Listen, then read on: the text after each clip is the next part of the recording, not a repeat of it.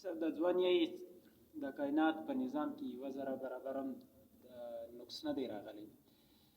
لمر په خپل نظام چلیږي او انسان ته وګوره، انسان یې دومره ښایسته جوړ کړی دی او انسان دومره ښایسته چلیږي.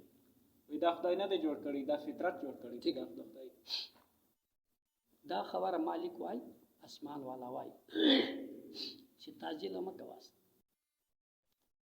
قرآن کې دا خبره بار بار راځي چې دغه خلک چې کومه تجزیه د شیانو کوي، خو د خلکو خپله خوښه ده. کومه خبره کوي ما اجازه ورکړې ده، ما دغه سړی چې دا خبره کوي چې خدای جل شانو ګسترستانه په خپله شان پیدا شوي، نو خو د دې دا معنا ده چې زه په خپله پیدا شوی. ټیک شو. بیا رخصتېږي هم په خپله رخصتېږي، یعنې چېرته رخصت کوي. هغه وایي صبر وکړه. قرآن کې مهربانه خدای دا خبره کوي چې انتظار وکړي.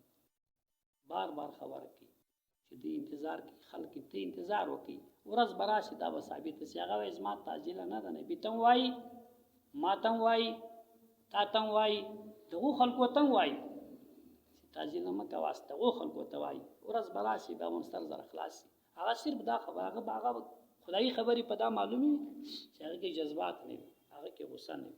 غصه جذبات پکې نشته. ته قرآن سر تر پای سم مطالعه کې، خو هغه څوک چې قرآن باندې پوهېږي، عربي عبور وي، چې قرآن له سره تر پای مطالعه کې جذبات پکې نشته. رب وایي ته ما نه منې، دا ښه کوې، بس ته کوه، زه سره یم نه، ته وایې نسته، نه یو څوک نشته. زه به تا ته رزق هم در کوم، زه تا ته عمر هم در کوم، زه تا ته اولاد هم در کوم، زه تا ته نوکري و عزت هم در کوم. زما نه ده تعجیله، ټیم به پوره کړي، بیا به سره وکړو. هغه تعجیله نه ده. هغه وایي ګر سره منمه، زما یو ضرورت نشته. دا بار بار قرآن کې مهربانه خدای وایي چې په دا خلکو کار مه لره. دا خلک چې دا وایي نه منې، الیک فاعرض عنهم، فاعرض عنهم، الیک کار مه په لره.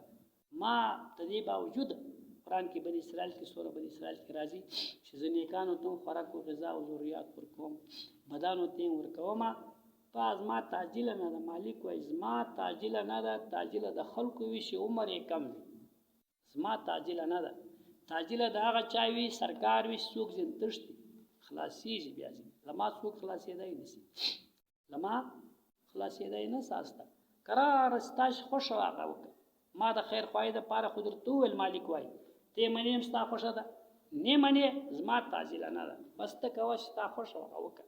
یو ورځ را روانه ده، بیا به حال سره